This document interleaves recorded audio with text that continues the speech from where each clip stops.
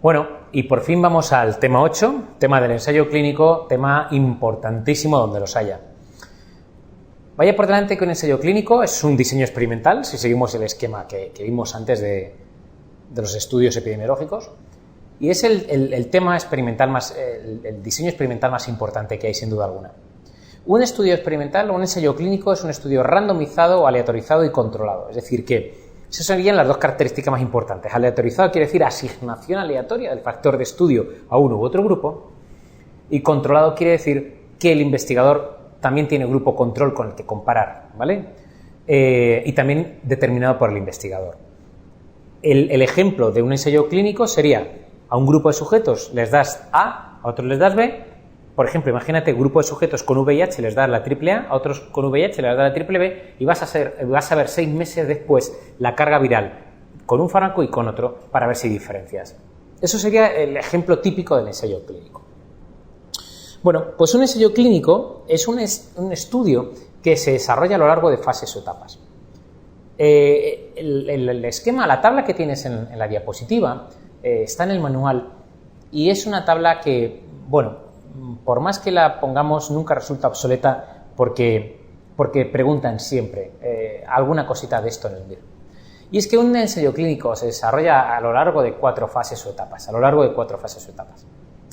La fase 1 del ensayo clínico es aquella fase en la que, bueno, pues le das al sujeto una pastilla, pero una pastilla que no sabes nada de ella todavía. Entonces, yo creo que para que entiendas esto, lo que tienes que hacer es autopreguntarte algo en cada una de las fases del ensayo clínico. Por ejemplo, la fase 1, ¿qué es lo que te tienes que preguntar? Oye, ¿esta pastilla es tóxica? ¿No? Pues es la primera vez que te van a dar algo. ¿Qué te preguntas tú? Oye, ¿esto es tóxico? ¿Me sentará mal, no?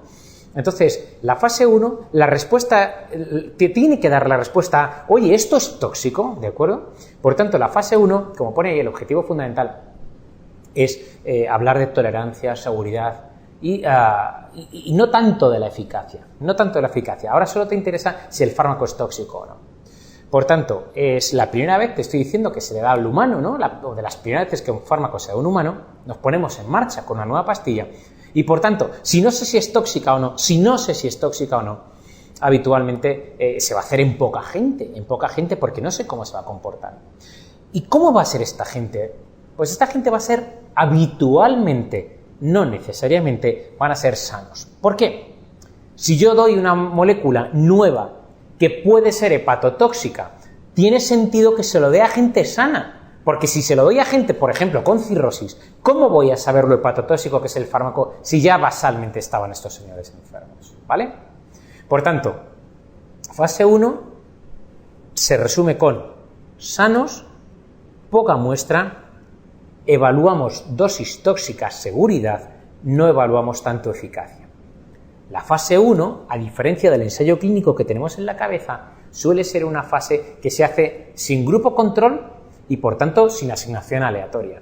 Permíteme un ejemplo de una fase 1 real. Hace no demasiados años se pasó la fase 1 de una vacuna frente al ébola.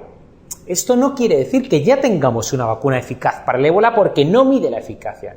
Entonces, ¿qué es lo que podemos decir? Podemos decir que se ha hecho una vacuna que se ha administrado a sujetos sanos y hemos visto que no han tenido toxicidad por la vacuna, pero no hemos hablado nada de que sea eficaz la vacuna, ¿vale? Pocas personas sanas. Bueno, una variante que te cuento a continuación de los estudios de fase 1 serían los estudios que se hacen, como pone en la tabla, para evaluar la farmacocinética, la farmacodinámica. Estos estudios de bioequivalencia te los cuento a continuación, ¿vale? Por tanto, pregunta de la fase 1. Oye, ¿este fármaco es tóxico? Vale.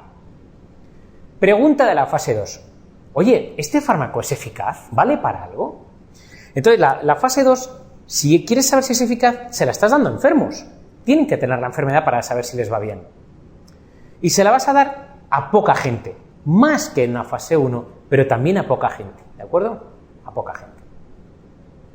La fase 2, como te pongo ahí, pues preferentemente se hace con grupo control, es en más gente, 100, 200 personas, y lo que estamos hablando ya es de eficacia, es decir, sería la fase preliminar para evaluar la el efecto, el beneficio del fármaco en condiciones ideales. Eso es la eficacia, ¿vale? Entonces, tú imagínate que la fase 1 era, oye, si me tomo esta pastilla me pasará algo, eso es fase 1. Fase 2, oye, si me tomo esta pastilla me va a curar, fase 2. Fase 3, oye, si me tomo esta pastilla me va a curar más que esta otra pastilla. Por tanto, la fase 3 sería una comparación de dosis y eficacia de diferentes alternativas terapéuticas, ¿vale? Sería el ejemplo de ensayo clínico. Cuando tú y yo pensamos en un ensayo clínico, estamos pensando en una fase 3. Por tanto, aquí el tamaño de la muestra es mucho mayor, miles de personas. Hay una comparación de dosis y eficacia de diferentes alternativas terapéuticas. Es la mejor fase para hablar de eficacia, ¿de acuerdo? Son estudios habitualmente controlados y aleatorizados y, bueno, son el ejemplo de ensayo clínico que tenemos todos en la cabeza. Si yo en una fase 3 demuestro que este fármaco es mejor que este, por fin, ¿qué podré hacer? Comercializar la pastilla. Por tanto, la fase 3 es una fase en la que se dirige a aprobar o comercializar el fármaco. ¿Cuál sería la fase 4? La fase 4, por tanto, es una fase post-comercialización. Es una fase que se hace, o que la palabra que la resume sería farmacovigilancia. Es decir, es evaluar qué pasa en las condiciones más reales posibles con un tratamiento, si tiene problemas, o si tiene o genera nuevas indicaciones, o qué pasa en condiciones de realidad con esta pastilla. Por tanto, la fase 4, post-comercialización. Ejemplo, oye, cuando se comercializó la talidomida, a lo mejor no deberíamos habernos parado en una fase 3, debería haberse hecho una fase 4 y ver qué pasa en la realidad, como pasó desgraciadamente con el grupo de mujeres embarazadas, ¿de acuerdo? Por tanto, fase 4, post-autorización, y sería el término de farmacovigilancia lo que mejor la definiría. Aquí se evalúa, como son condiciones reales, la eficacia. Fase 2, fase 3, efectividad, fase 4. Bueno, en la diapositiva que tengo detrás te estoy presentando lo que sería un estudio de bioequivalencia. Sería un estudio especial en cuanto a que, se hace para evaluar si un fármaco es más o menos tiene las mismas características farmacocinéticas que su comercial. Es decir, que los estudios de bioequivalencia se hacen casi que en exclusiva. Se puede decir que son estudios para decirme si puedo a un paciente decirle que el genérico va a ser igual en todo lo importante para el paciente que el principio, el fármaco con marca comercial, digamos, ¿no? Por tanto, el estudio de bioequivalencia es un estudio que te voy a resumir con un ejemplo. Un estudio de bioequivalencia es un estudio que se le da una pastilla de forma aleatoria, al paciente se le asigna a tomar una pastilla, por tanto los estudios de bioequivalencia son aleatorizados o randomizados. Toma una pastilla que el paciente y el médico desconocen qué es lo que está tomando, por tanto los estudios de bioequivalencia son estudios que se dicen doble ciego, ¿verdad? Y lo que hago es que el paciente es un voluntario sano, porque lo que estamos evaluando no es eficacia, sino la farmacocinética del principio activo. En consecuencia, nunca podamos decir que un estudio de bioequivalencia sirve para evaluar eficacia terapéutica. No es cierto, son sanos. Entonces, te estoy diciendo ya muchas características de un estudio de bioequivalencia. Gente sana, estoy evaluando la farmacocinética, no estoy evaluando la eficacia, la asignación es aleatoria, se trata de un diseño doble ciego. Como es, ya hemos visto muchas características. ¿Qué es lo que ocurre? Que yo me tomo esa pastilla, que desconozco, insisto, lo que es, y a lo largo del tiempo, tú me empiezas a sacar una muestra de sangre, de plasma, cada cierto tiempo, y al final del día has hecho con las extracciones un perfil concentración-tiempo del fármaco en sangre. Ese perfil concentración-tiempo suele tener característicamente la morfología que te presento en la gráfica de la diapositiva. Bien, habitualmente, ¿qué es lo que se hace? Habitualmente, cuando yo me he tomado la pastilla, vuelvo otro día a tomarme otra pastilla. a tomarme la otra pastilla. Es decir, que si el primer día me tomé la pastilla A, cosa que desconozco, hoy me tomaré la pastilla B, cosa que también desconozco porque es doble ciego. Lo que sí que está claro es que si me tomé una pastilla antes y ahora me voy a tomar la otra característica más del estudio de bioequivalencia es que son estudios cruzados, ¿vale? Porque cada uno de nosotros, cada uno de los pacientes, mejor dicho, de los voluntarios sanos, toma las dos pastillitas.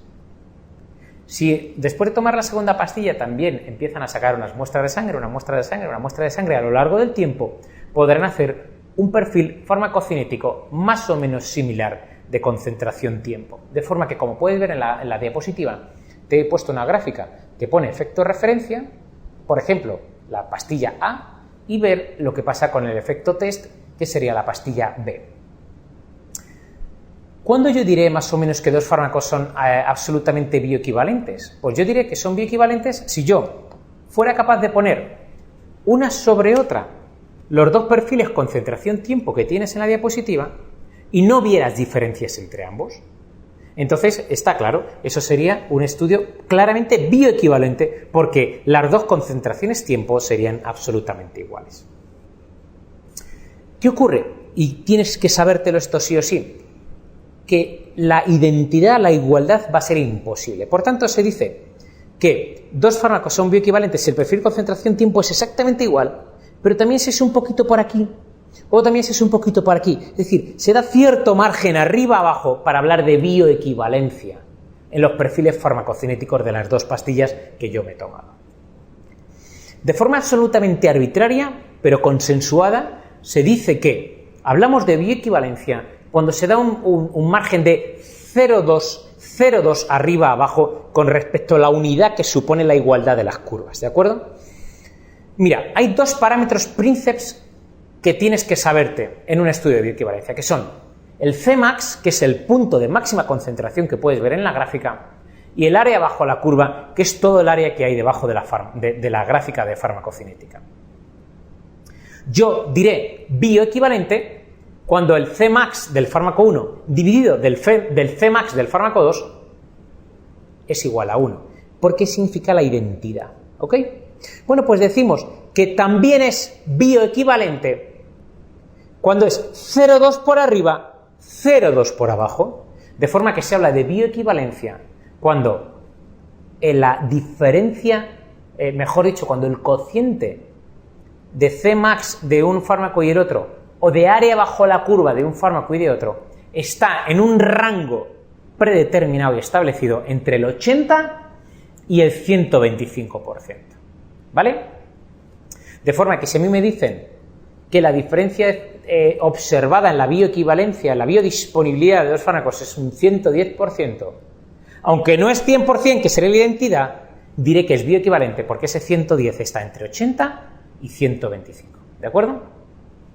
Muy bien, esto sería un tipo especial de ensayo clínico, que es el estudio de bioequivalencia. A continuación, he puesto una tabla en el manual que lo que hace es agrupar a los ensayos clínicos de dos en dos, de forma que así tenemos la sensación de que hay menos tipos de ensayo clínico. Vamos a empezar por la primera dicotomía que te he puesto, que es la que los divide en ensayos clínicos pragmáticos y explicativos. De la dicotomía, lo que más preguntan en el MIR es el pragmático. Te cuento. Un ensayo clínico pragmático es aquel ensayo clínico en el que se hace una muestra muy heterogénea, muy parecida a la población general, lo cual te va a permitir una fácil extrapolación. ¿Vale? Ejemplo. Un diseño pragmático sería un estudio en el que yo, para el VIH, lo hiciera con varones homosexuales, con pacientes heterosexuales y con usuarios de drogas por vía intravenosa. Tendría pacientes con los grupos de riesgo más habituales. ¿Estamos de acuerdo? Bueno, pues si tú tienes esos grupos de riesgo y yo con esos pacientes hago un ensayo clínico, lo que concluya será fácilmente, digamos, vendible a la población general, porque seguro que la población general está muy bien representada por esta muestra. La diferencia sería un diseño explicativo, que sería un diseño en el que yo tendría, por ejemplo, solo varones homosexuales con VIH. Ok, yo con esa muestra podré hacer un buen estudio que va a tener buena validez interna, porque lo concluiré bien en mi muestra en la que probablemente no habrá sesgos, porque la muestra es muy parecida, solo varones homosexuales. Sin embargo, ¿qué ocurre, chicos? Que si yo quiero a partir de ahí deducir o dar ese fármaco a alguien de la población y es, por ejemplo, un heterosexual, no tendré esa capacidad. Por tanto, el diseño explicativo es un diseño, muestra muy homogénea, buena validez interna, pero limitada validez externa, ¿vale? Un pragmático es un estudio que podré fácilmente inferir a la población porque la muestra en la que trabajo ya es una muestra muy heterogénea, fácilmente representativa de la población de referencia. Primera dicotomía vista. Segunda dicotomía, el diseño puede ser cruzado o puede ser paralelo. Mira, un diseño paralelo es el diseño que todos tenemos en la cabeza. Aquí tengo un grupo de pacientes, aquí tengo otro grupo de pacientes, les doy aquí una quimioterapia, aquí les doy una quimioterapia y veo el porcentaje que sobrevive al año. ¿De acuerdo? En ese estudio, que es un paralelo, porque van los dos grupos paralelos uno al otro, lo que hago es comparar la eficacia de un fármaco en este grupo con el otro fármaco en este grupo. A esa comparación se dice que es una comparación intergrupal, porque comparo el grupo frente al otro grupo. ¿De acuerdo? Ese diseño paralelo que te estoy contando tiene una limitación muy clara y seguro que ya la estás intuyendo. Oye, a lo mejor la diferente supervivencia de este grupo y de este grupo no es por el tratamiento, sino porque estos pacientes eran más jóvenes o eran de mejor pronóstico. ¿Qué ocurre? Que la principal, por tanto, hándicap, el principal problema del ensayo de clínico paralelo es que la variabilidad de la muestra puede ser la que justifique la respuesta terapéutica diferente.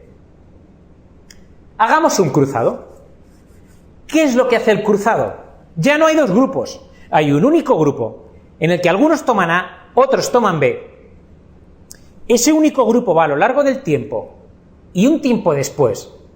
Los que tomaron A tomarán B después y los que tomaron B tomarán A después. De forma que cada sujeto en el cruzado toma las dos opciones, las dos alternativas de tratamiento. ¿Con esto qué conseguimos? Con esto conseguimos algo muy importante y es evitar la variabilidad debida a la muestra. ¿Por qué? Porque cada paciente se convierte casi en su control. Claro, los que tomaron A tomaron luego B. Por tanto, no puede ser la variabilidad de la muestra lo que justifique el resultado diferente de dos tratamientos. ¿Qué cosa importante quiero decirte? Mira, en el ensayo clínico cruzado tienes que tener en cuenta que a todos les damos A o B, tiempo después a todos les damos lo contrario, B o A. Ok. Tienes que tener cuidado en que cuando das la segunda molécula haya terminado el efecto de la primera pastilla, porque si no se acumularían eficacias. Al tiempo que damos entre dar una y dar la otra, es a lo que llamamos periodo de lavado. Y el periodo de lavado es muy importante para evitar el efecto residual, que consiste en que si no dejamos tiempo entre uno y otro, al final del estudio lo que estamos haciendo es sumar la eficacia de A ahora con la de A más B, porque no ha acabado el efecto de A. Para que fuera A y luego B, hay que dar un efecto residual, un tiempo de lavado apropiado. Otra característica, me parecen preguntas inteligentes estas del MIR que han puesto. Dice, oiga, si yo tengo que evaluar la eficacia de un nuevo antibiótico para una neumonía bacteriana aguda, ¿usted qué me propone, un paralelo o un cruzado? Chicos, si te estoy evaluando una neumonía aguda, tú solo podrás hacer en agudas, podrás hacer ensayos clínicos paralelos. ¿Por qué? Porque si yo tengo una enfermedad aguda y me das el fármaco A y me curo, se acabó la opción de que me des luego el tratamiento B porque ya estoy curado. Por tanto, recuerda esto, en enfermedades agudas, tú solo podrás hacer ensayos clínicos paralelos. Ok, otra dicotomía interesante es la que divide los estudios en por intención de tratar versus por protocolo. Sin duda alguna, en el MIR lo que han preguntado es por intención de tratar. Y te voy a decir lo que nos preguntan. ¿Qué es un ensayo clínico por intención de tratar? Un ensayo clínico por intención de tratar, fíjate en esta definición y te la aprendes, es un ensayo clínico que se realiza en todos los sujetos del estudio, según el grupo al que fueron asignados, e independientemente de lo que recibieron en realidad. Es decir, que si tú a este grupo de pacientes le tocó el fármaco A, pero por lo que sea el fármaco A, este paciente no le va bien, entonces le tienes que dar este fármaco que es el B, y gracias al fármaco B, que es este, no se muere, su supervivencia, amigo, la vas a contar en el grupo A, que fue el que fue asignado, independientemente de lo que recibiera en realidad, te he dicho. ¿Vale? Eso es la definición de intención de tratar. ¿Por qué se suele preferir la intención de tratar al diseño por protocolo? Por dos motivos. La intención de tratar se suele preferir al diseño por protocolo, en primer lugar, porque se aproxima más a las condiciones de realidad clínica. Tú piensa, fuera del ensayo clínico, que tienes un paciente al que le das el fármaco A y le va mal. ¿Qué vas a hacer? Pues darle el fármaco B, lo mismo que hace el diseño por intención de tratar. ¿De acuerdo? Y la segunda cosa por la que se suele preferir un diseño por intención de tratar en vez de un diseño por protocolo. Mira, en el diseño por protocolo se analiza solo a los que cumplen o terminan el protocolo de tratamiento. Si tú a mí me dices, Antonio, tienes que seguir 6 meses de tratamiento con antibiótico y me va mal, no voy a terminar el tratamiento. O tengo una enfermedad oportunista, o tengo lo que fuera, por ejemplo, un muguet por el antibiótico que tú me has dado, no voy a terminar el tratamiento. Es decir, que si en el diseño por protocolo solo analizas al que cumple el tratamiento, la pregunta es, ¿quién lo suele terminar? Los sujetos de mal pronóstico. ¿Quién lo suele terminar? Solo los de buen pronóstico. Naturalmente, los de mal pronóstico abandonan el tratamiento por la razón que fuere. Si tú solo analizas al de buen pronóstico, ¿qué vas a decir? Oh, qué bueno es el tratamiento. No. Qué bueno es el tratamiento en aquellos pacientes a los que les ha ido bien. Por eso el diseño por protocolo nos gusta menos que el diseño por intención de tratar. Venga, la siguiente dicotomía de la que vamos a hablar. De superioridad versus de no inferioridad. Te cuento. Un diseño de superioridad es algo tan sencillo como esto. Imagínate que un fármaco va bien al 90% y el otro va al 85%. ¿Qué fármaco das? Pues el que va bien al 90%. ¿Por qué? Porque es superior. Ya está. Ahora, añadamos otro concepto. Imagínate que este es 90, qué bien, 85, no tan bien, pero este necesitas administrarlo intravenoso y produce flebitis y es muy doloroso. Este se da a vía oral y es absolutamente fácil de tolerar. Pues a lo mejor de repente empiezas a pensar que das este. O imagínate que este es tóxico y este no lo es. O imagínate que este precisa darlo 5 veces al día. Este con una pastilla a la semana vale. Es decir, que en medicina, aparte de la eficacia, que por supuesto debe garantizarse que es eficaz, pero aparte de la eficacia, hay otras connotaciones que pueden hacer, es decir, no, oye, usa el otro tratamiento. Esas connotaciones pueden ser, como te he dicho, la vía de administración más cómoda, que se dé menos veces al día, que tenga menos efectos secundarios. Es decir, que hay una serie de circunstancias que dices, oye, aunque este sea mejor, dame este, que es menos tóxico. ¿Entendéis la idea? Por tanto, la pregunta que ahora os hago es la siguiente. Si tú tienes que este es muy tóxico y muy eficaz, y este es menos tóxico, y es un pelín menos eficaz, seguramente vas a dar este, porque es un pelín menos eficaz. Pero ¿qué pasaría si la diferencia es grande? Si la diferencia es grande, vas a dar este aunque sea tóxico. Por tanto, lo que quiero que pienses es, hay una diferencia en la que si es pequeña entre tratamientos, doy este, aunque sea un poco peor, porque no es tóxico, pero si la diferencia es grande, doy este. La diferencia en la que yo cambio de decisión de dar este a dar este, a esa diferencia es a la que se le llama límite delta o límite de no inferioridad. ¿Vale? Límite delta o límite de no inferioridad. Por tanto, ¿qué es delta? Delta es la diferencia entre dos tratamientos que por pequeña la considero irrelevante. Entonces digo, no me importa, dale este porque a cambio se da vía oral en vez de intravenosa. ¿Vale? Límite delta o límite de no inferioridad. Entonces, los estudios pueden ser de superioridad, y digo, mi fármaco es mejor o peor, superior o inferior, o puede haber estudios de no inferioridad, y entonces digo que, piensa en esto, digo que mi fármaco es inferior o no inferior. Esa es la dicotomía nueva, no entre superior e inferior, sino entre inferior y no inferior, ¿ok? Fenomenal. Te voy a hablar un poquito después de esta dicotomía, pero antes quiero terminar con la tabla que tienes en la diapo.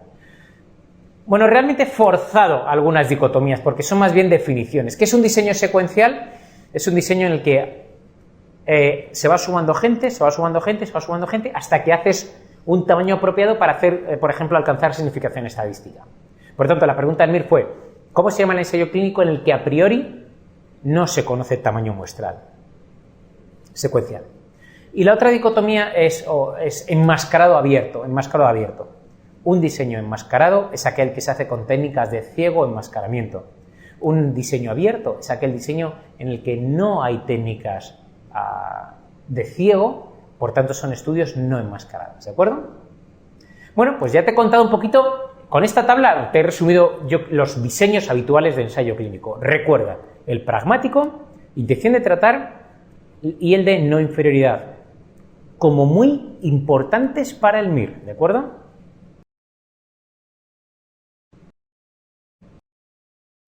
Este sería, te he puesto algunas diapositivas de algunos tipos de análisis o algunos tipos de estudios y aquí puedes ver la diferencia entre un diseño paralelo a tu izquierda y un diseño cruzado a tu derecha, ¿vale? El diseño paralelo, como puedes ver, la comparación es de un grupo frente a otro. En el diseño cruzado, después de un periodo de blanqueo, como ves ahí, el cruzado después de un periodo de blanqueo, los que tomaron A luego toman B y los que tomaron B luego toman A. Entonces es una comparación que se produce dentro del mismo grupo, evitando así la variabilidad debida a la muestra que dijimos antes. Bueno, este esquema está muy de moda en el MIR. Este esquema está muy de moda en el MIR. La situación es la siguiente.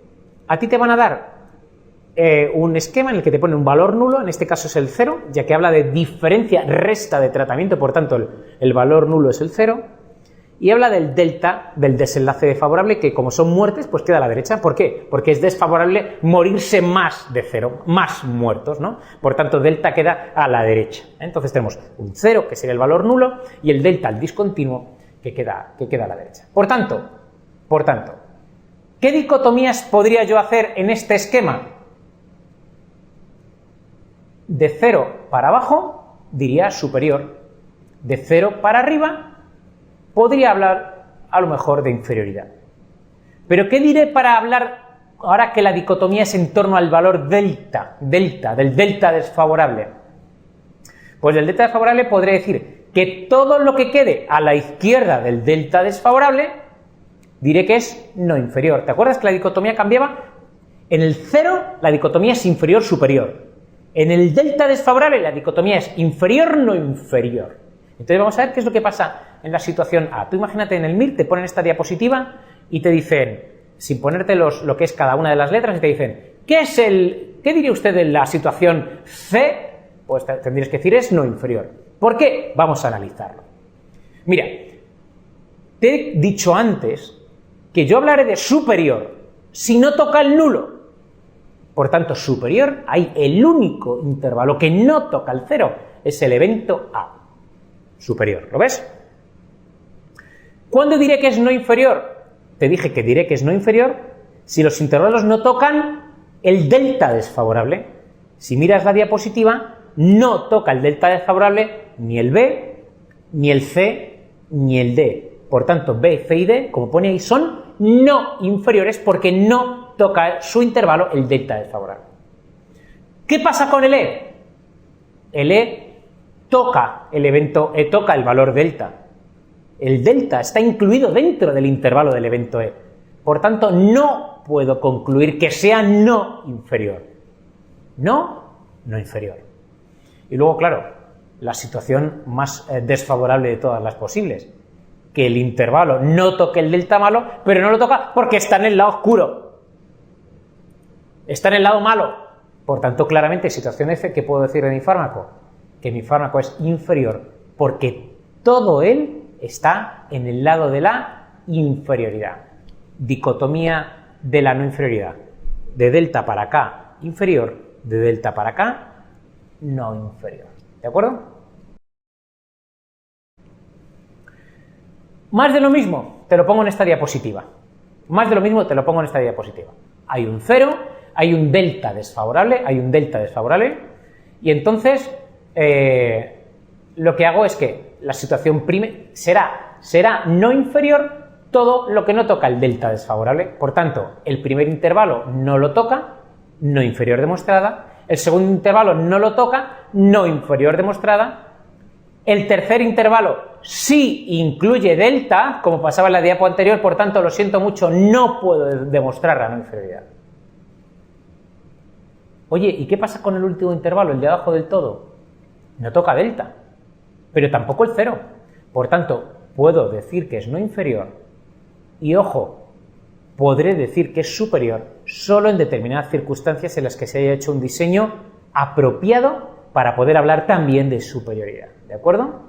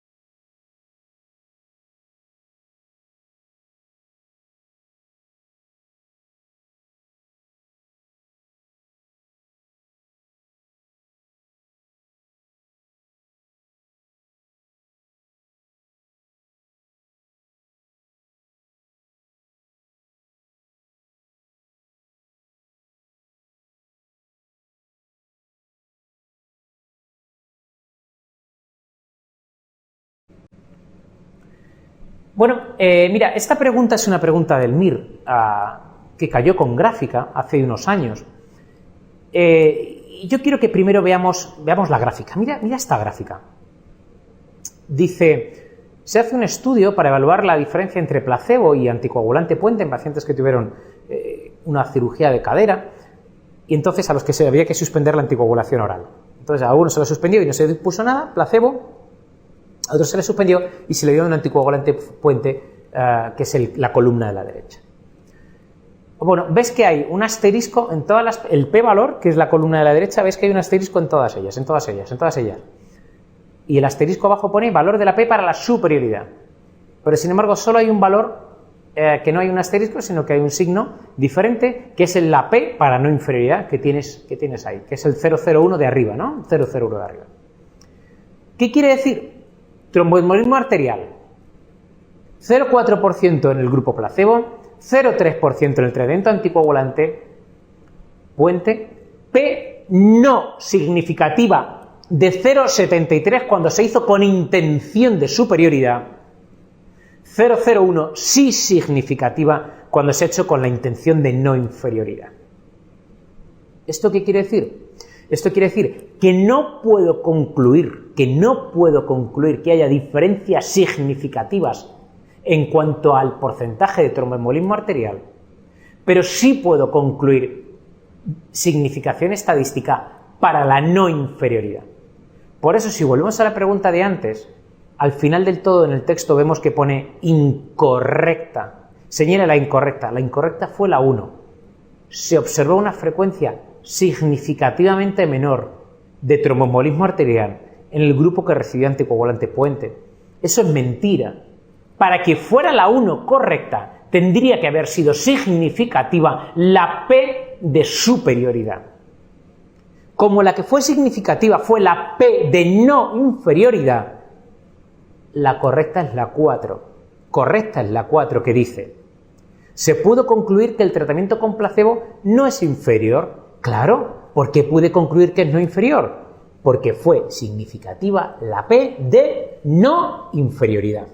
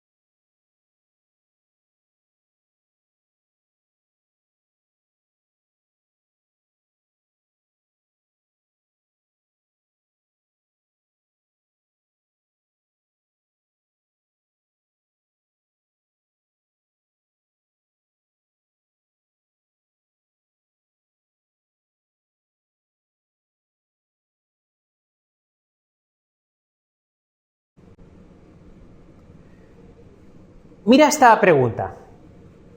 A ver qué te parece, también sobre ensayos clínicos. Dice, ¿cuál de las siguientes afirmaciones sobre medicamentos genéricos no es correcta? 1. Para demostrar la eficacia y seguridad de un medicamento genérico se debe realizar ensayos clínicos de bioequivalencia en pacientes que padecen ya una enfermedad. Lo hemos dicho antes, ¿no? Los estudios de equivalencia, ¿a quién se hacían? Gente sana para comparar el perfil farmacocinético. Por tanto, ya no sigamos leyendo. La incorrecta de esta pregunta fue la opción 1.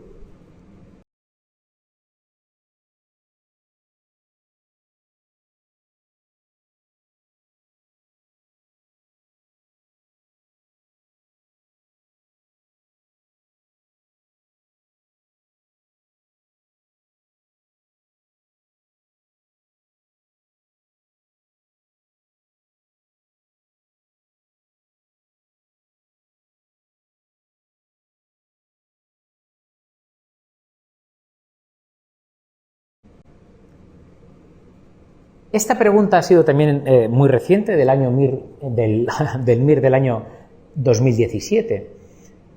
Y bueno, es una pregunta un tanto controvertida. Dice, la medicina basada en la evidencia propone integrar las mejores evidencias con la experiencia clínica de los pacientes en la toma de decisiones clínicas. En relación a la calidad de la evidencia, ¿qué tipo de estudio nos proporciona evidencia de mayor causalidad? En el MIR, compañeros, dieron como cierto revisiones sistemáticas. Es cierto que una buena revisión sistemática es el nivel máximo de evidencia, pero si la revisión sistemática viene de estudios, por ejemplo, de una serie de estudios de casos y controles, y tenemos opción 3, un buen ensayo clínico aleatorizado con bajos errores alfa y beta, pues probablemente mayor calidad sería correcta la opción 3. Pero en el MIR que dijeron, y nosotros si nos vuelven a poner el MIR repetiremos, que la mayor evidencia la dan las revisiones sistemáticas.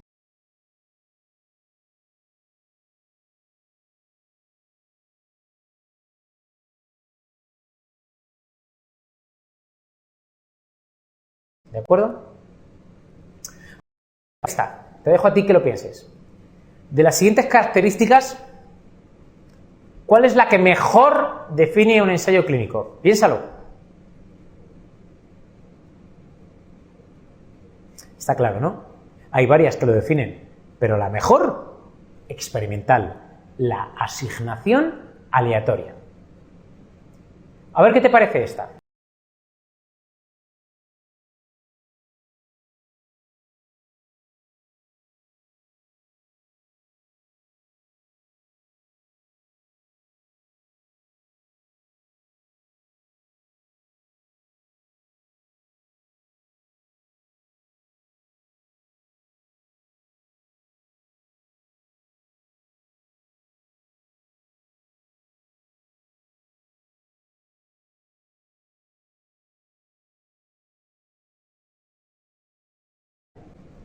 Una de las siguientes afirmaciones sobre las 4 fases del ensayo clínico es falsa. De las fases 1, 2, 3, 4 que vimos antes, ¿cuál es la falsa? 1. Las fases son consecutivas en el tiempo, pero pueden superponerse. 2. Los primeros estudios que se realizan en humanos para demostrar la eficacia de un medicamento se engloban dentro de la fase 1. 3. Uno de los objetivos de la fase 2 es establecer la relación dosis-respuesta del medicamento. 4. La utilidad en la práctica clínica se pone de manifiesto en la fase 3, en la que se incluye un mayor número de pacientes que en la fase 2. Amigo mío nos pregunta la falsa. ¿Cuál diríais?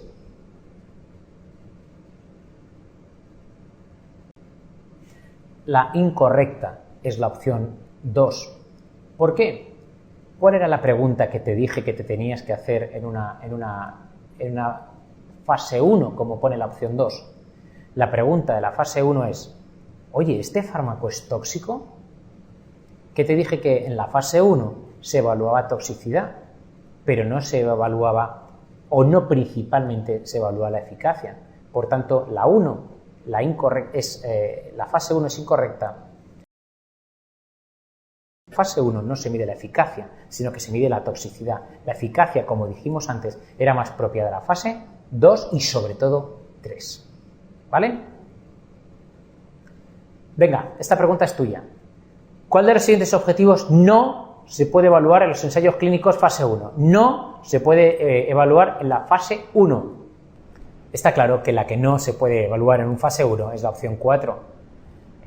Eficaz huye de la fase 1 y si encima hay que compararla con otro tratamiento, eso es muy característico sobre todo de la fase 3, ¿vale? De fases más avanzadas.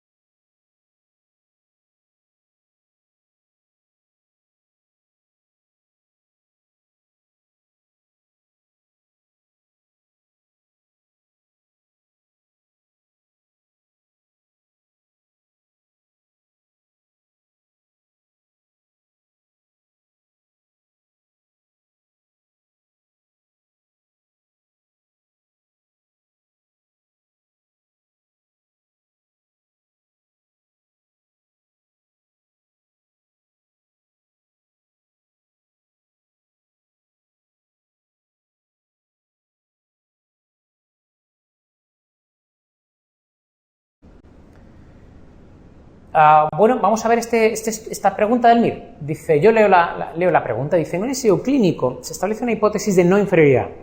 No inferioridad, tú a buscar delta. Con respecto a un fármaco control, ahí está el delta. Te dice que el límite no inferior es -3. -3. Dice, el porcentaje de pacientes con un tratamiento es de 84, otro 85, no nos importa. Lo que nos importa es el intervalo de confianza. Y pone -2,9 a +4,9. -2,9 a +4,9. Permíteme un poco la situación. Mira, esto sería el 0, el valor nulo, el 0. Y esto sería el valor de menos delta, que es el -3%.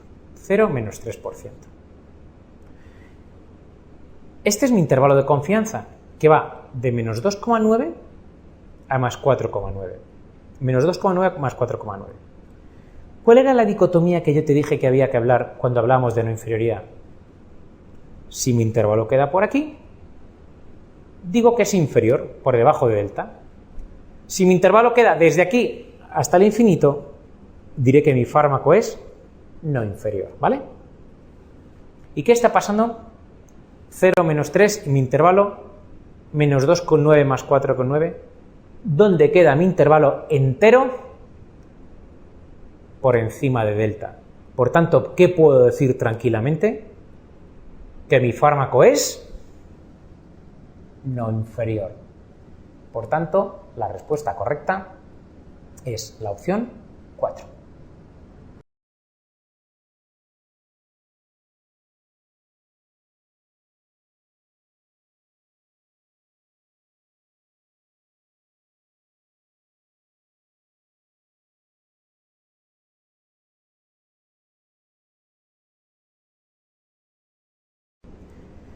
Bueno, uno de los temas estrella, sin duda alguna, de los últimos años en el MIR es el tema del metaanálisis. Es un tema que, bueno, puede parecer un poquito arduo, pero que vas a ver cómo hay que saberse 4 conceptos que son los que nos preguntan, y si dominamos esos conceptos, yo creo que nos vamos a defender muy bien en el MIR. Mira, en esta diapositiva que tienes tendrías un poco cuál sería el seguimiento de las etapas de un metaanálisis. Yo te he querido marcar algunas de estas etapas. Hay que decir en primer lugar que un metaanálisis puede ser de estudios observacionales o experimentales, pero que casi siempre se suelen hacer de estudios experimentales para dar un mayor nivel de evidencia. Un estudio, un metaanálisis, a fin de cuentas, consiste en, de alguna manera, mezclar diferentes ensayos clínicos, como he dicho habitualmente diferentes ensayos clínicos, para de esa mezcla sacar un único valor que nos dé información de todos esos ensayos clínicos que yo he querido mezclar. Por tanto, nosotros tenemos que entender lo siguiente. Nosotros vamos a tener dos tipos de metaanálisis en función de los estudios que nosotros incluyamos. Puede ocurrir que tengamos un metaanálisis que está formado por ensayos clínicos más o menos parecidos, entonces se dice que ese metaanálisis estará formado por ensayos clínicos más o menos homogéneos, pero yo también puedo hacer un metaanálisis formado por ensayos clínicos diferentes unos de otros, y entonces diremos que hay una gran heterogeneidad. Permíteme el ejemplo. Yo voy a hacer dos análisis comparando la triple terapia A frente a la triple terapia B. Todos los ensayos clínicos que meto aquí comparan triple A, triple B, pero todos los ensayos clínicos fueron realizados en varones homosexuales. Aquí comparo la misma eficacia triple A, triple B en ensayos clínicos, pero que algunos de ellos se hicieron en varones homosexuales, otros en heterosexuales, otros en adictos a drogas por vía parenteral. ¿Vale? En ambos casos comparo A y B, pero los ensayos incluidos son diferentes, solo homosexuales, grupos de riesgo de todo tipo. Aquí habrá una mayor heterogeneidad, ¿de acuerdo? Aquí habrá una mayor heterogeneidad. Esto es importante mucho. ¿Por qué? Porque según el escenario en el que nos movamos, la heterogeneidad que nos movamos, habrá que hacer un análisis estadístico diferente. Cuando el estudio hay una gran homogeneidad en los ensayos clínicos, hay que hacer lo que se llama un análisis de efectos fijos, mientras que aquí haremos un análisis de efectos aleatorios. La principal diferencia entre ambos, ¿cuál es? El análisis de efectos aleatorios va a dar intervalos de confianza más anchos. ¿Por qué? Porque es mayor la heterogeneidad de los estudios incluidos. Y la otra cosa que quiero que pienses es que los estudios de menor tamaño muestral, que per se, por ser de poco tamaño muestral, son anchos de intervalo, van a tener una mayor repercusión en los intervalos de efectos aleatorios. Por tanto, una limitación de efectos aleatorios que dan demasiada importancia a los estudios de menor tamaño muestral. Por tanto, de entrada, metaanálisis de efectos fijos, mucha homogeneidad; metaanálisis de efectos aleatorios, una mayor heterogeneidad. ¿De acuerdo? ¿Qué más tengo que saber? Cuando yo mezclo los ensayos clínicos, al final va a salir un resultado común. Además del intervalo de confianza que te he dicho, más ancho, más estrecho, va a salir en ambos casos un resultado común. ¿Qué tienes que saber de ese resultado común? Que ese resultado común va a estar sobre todo relacionado con el peso de los ensayos clínicos incluidos en el metaanálisis. ¿Qué es esto de peso? Peso tiene que ver con el tamaño muestral. Parece lógico, amigo.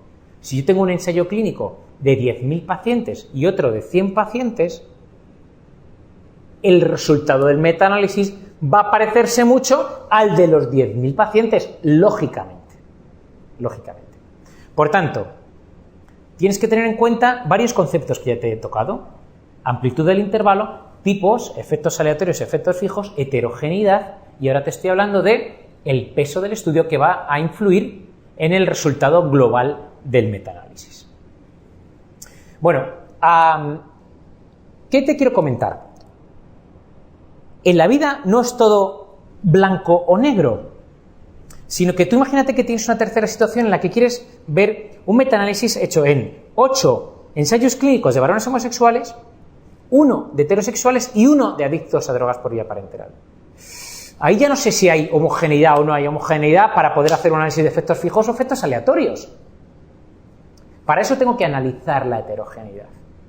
Y quiero que analices la heterogeneidad, como te he marcado en un cuadrito, con la prueba Q, que te va a dar la P de heterogeneidad, y con el índice I cuadrado. Para que lo entiendas facilón. Una P chiquitita, una P significativa, quiere decir diferencias, ¿no es así? Pues, ¿qué quiere decir una P de heterogeneidad chiquitita en el metaanálisis? Querrá decir diferencias, sí, en los estudios incluidos. ¿Recuerdan mi ejemplo de solo homosexuales y de todo grupo de riesgo? Aquí la P de heterogeneidad va a ser pequeña, porque significará diferencias en los estudios incluidos. Aquí la P será no significativa, lo cual implicará no diferencia entre los estudios incluidos. hay otro parámetro incluso mejor que la P de heterogeneidad, que es el índice I cuadrado. Se dice que un índice I cuadrado pequeño implica homogeneidad.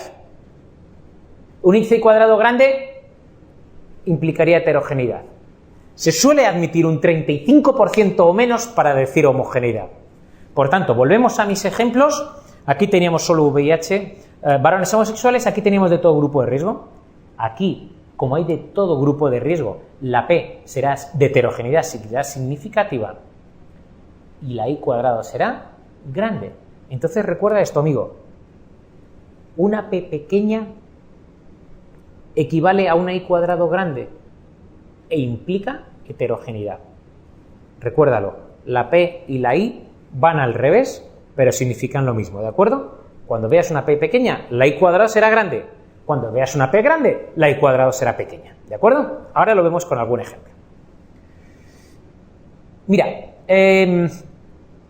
habría una cosa importantísima que destacarte, y es que la forma de representar gráficamente un metaanálisis, y así nos lo han preguntado en el MIR, te lo he marcado en la siguiente cuadradito, es mediante un forest plot o diagrama de bosque.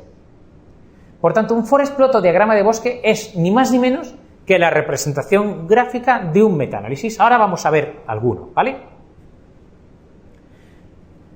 Nos faltaría simplemente ya una cosa que con esto me conformaría para tu metaanálisis, y es lo siguiente. ¿Qué pasaría si yo quiero meter en un ensayo, hacer un metaanálisis de 10 estudios, 9 de varones homosexuales, 1 de heterosexuales, y voy a meter el de los adictos a drogas por edad parenteral, pero ese estudio no lo encuentro? No está publicado.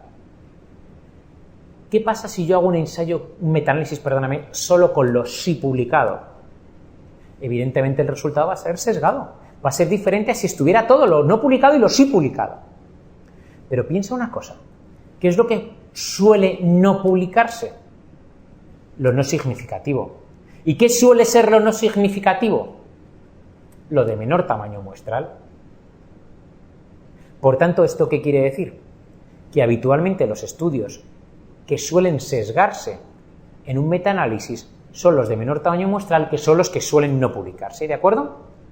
Vamos a ver, esto va a ser muy importante, y te lo he reflejado abajo, en el último cuadradito que te he puesto, que sería el diagrama de embudo. Mira, para evaluar si hay sesgos de publicación, tú puedes hacer dos cosas que nos la han preguntado en el MIR. Uno, un análisis de sensibilidad. Dos, y más importante, diagrama de embudo o funnel plot, que veremos a continuación. Mira, en esta pregunta del MIR quiero discutir contigo esto es un forest plot o diagrama de bosque. Esta es la pregunta del MIR y lo que nos dijeron, oye, pues analízanos un poco qué es lo que estás viendo. Vamos a ver lo que estamos viendo, ¿ok? Mira, lo que estamos viendo es lo siguiente. Vemos que hay dos estudios, el estudio 1, Amplif, el estudio 2, Botic. Y vemos que hay una columna para el nuevo anticoagulante y otra columna para el Sintrom, para el acenocumarol. ¿Qué es lo que vemos? Vemos que el estudio 1, el tamaño muestral es enorme, lo cual implica un peso, weight, grandísimo, de más del 90% del metaanálisis. ¿Y qué es lo que observas?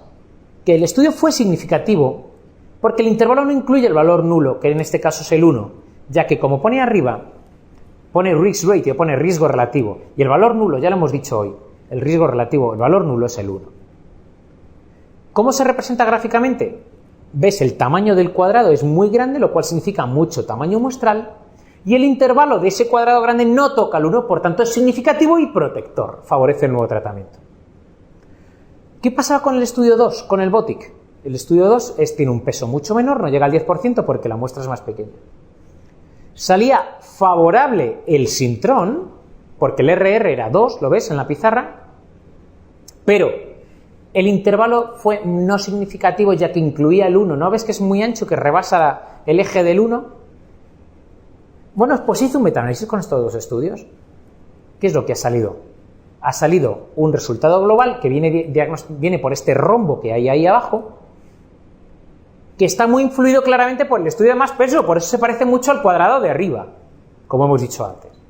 ¿Qué es lo bueno que tiene ese rombo? Que el intervalo de confianza no toca al 1, se queda por arriba en 0,95. ¿Qué quiere decir? Fenomenal. El resultado, en cuanto a la magnitud de asociación, es significativo ya que no toca al 1. ¿Cómo fue la P del estadístico?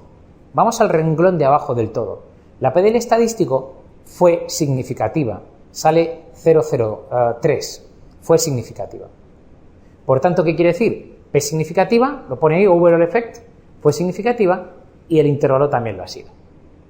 ¿Qué es lo específico que tienes que saberte del metaanálisis? La línea que pone ahí de heterogeneidad. ¿Qué es lo específico del metaanálisis? Pues la línea que pone en el diagrama de Bosque, heterogeneidad, ¿de acuerdo? Ahí vas a ver que sale una P, que en este caso es una P de heterogeneidad de 0,02 y un índice I cuadrado muy grande de 83%. ¿Qué fue lo que te dije? Recuérdalo, P pequeña y cuadrado grande. Ambos, ¿qué quieren decir? Que hay heterogeneidad en los estudios incluidos, ¿de acuerdo? ¿Qué te comenté antes? Que cuando había heterogeneidad en los estudios incluidos, había que hacer, ¿recuerdan mis dos ejemplos? Estaría en este, había heterogeneidad en los estudios incluidos, había que hacer un análisis estadístico que era de efectos aleatorios. ¿Qué es lo que pone inmediatamente en nuestro gráfico debajo de risk ratio? ¿Qué es lo que pone? Pone la palabra en inglés fixed. ¿Y fixed qué significa? Fijos. Es decir, que se han confundido los que hicieron este metaanálisis. Deberían haber hecho un intervalo de efectos aleatorios. Bien, te he puesto a la izquierda de la imagen la pregunta del MIR. Dice, se realiza un metaanálisis de dos estudios que comparan un anticoagulante frente al fenocumarol. Los resultados se muestran en la imagen. Señálala correcta. Bueno, mira la opción número 2. Dice, se ha utilizado un modelo de efectos fijos. Es cierto, lo ponía fixed.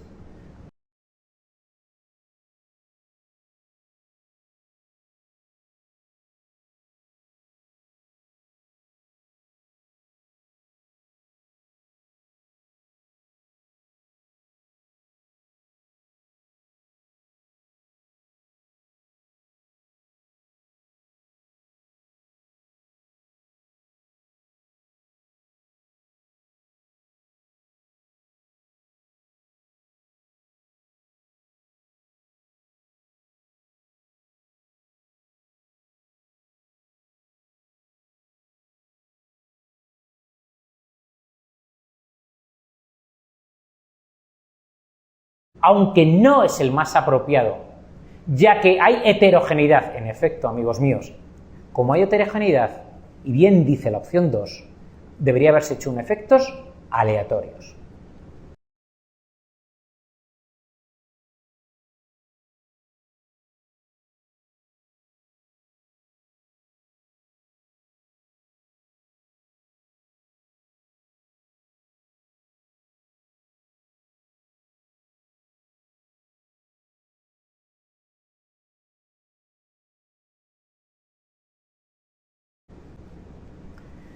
Bueno, otra pregunta del MIR es la que viene aquí a continuación. Dice, una de las siguientes afirmaciones sobre el metaanálisis de ensayos clínicos es cierta.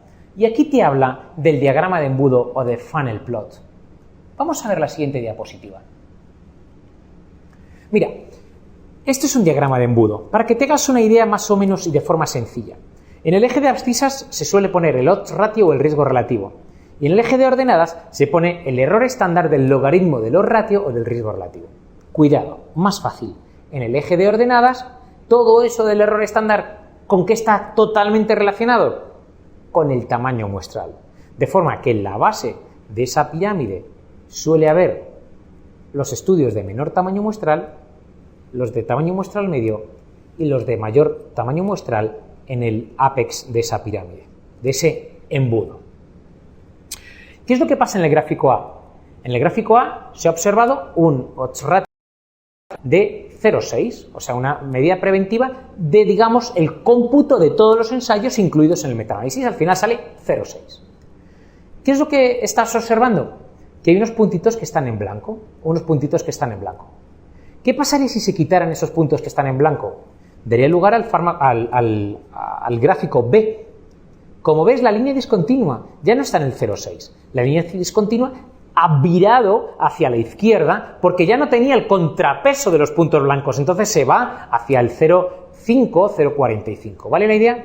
Es decir, se está sesgando el valor global, ¿visto? ¿Qué es lo que ha ocurrido? Te dije que en un funnel plot, como es este caso, diagrama de embudo, los estudios de menor tamaño muestral son los que están en la base. Son los que están en la base. Por tanto, ¿qué ocurre? Que si yo quito los de menor tamaño muestral no publicados, se me va a mover todo a expensas de lo no publicado en la base. Por tanto, sintetizando, ¿cuándo debes sospechar tú que estás ante un sesgo de publicación en un diagrama de embudo? Cuando observas en el gráfico una asimetría en la base, en una de las dos bases del gráfico del embudo, ¿vale? Es decir, gráfico A de esta diapositiva, no sesgo de publicación. Gráfico B de esta diapositiva, muy probablemente sesgo de publicación. Bueno, pues entonces, ahora que ya sabemos interpretar un diagrama de embudo, vamos a ver la pregunta del MIR que nos habíamos dejado antes. Dice así, dice, una de las siguientes afirmaciones sobre el metaanálisis de ensayos clínicos es cierta. 1. La posible heterogeneidad de los estudios incluidos se suele examinar con el método conocido como gráfico de embudo. Esa es falsa. ¿Por qué? Porque el diagrama de embudo sirve para evaluar sesgos de confusión, no heterogeneidad. 2. Una de las desventajas de los modelos de efectos aleatorios es que conceden un peso excesivo a los estudios con pequeño tamaño muestral. Esa es la cierta, ya lo dijimos antes. Los efectos aleatorios dan demasiada importancia a los efectos de menor tamaño muestral.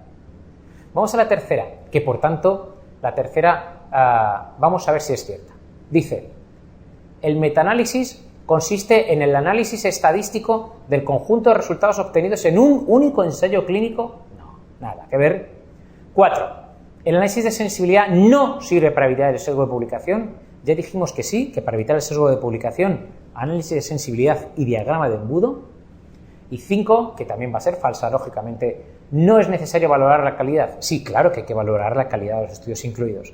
Por tanto, la correcta es la opción 2. Como hemos dicho varias veces ya hoy, uno de los problemas de efectos aleatorios es que conceden demasiado peso a los estudios de menor tamaño muestral, ¿vale? Bueno, y ahora vamos a ver esta última pregunta.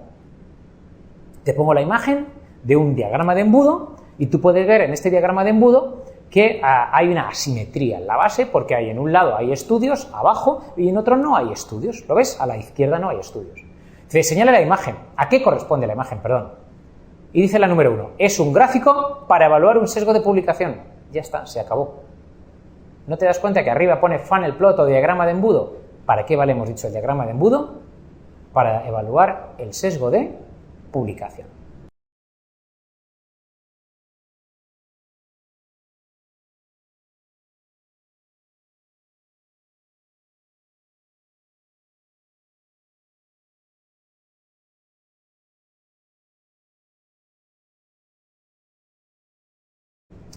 Bueno, pues como puedes ver, el metaanálisis es un tema muy interesante, que puede ser lo complejo que uno quiera, pero que afortunadamente en el MIR no lo es. Y te tienes que saber los conceptos que hemos comentado de forma clara y será muy suficiente.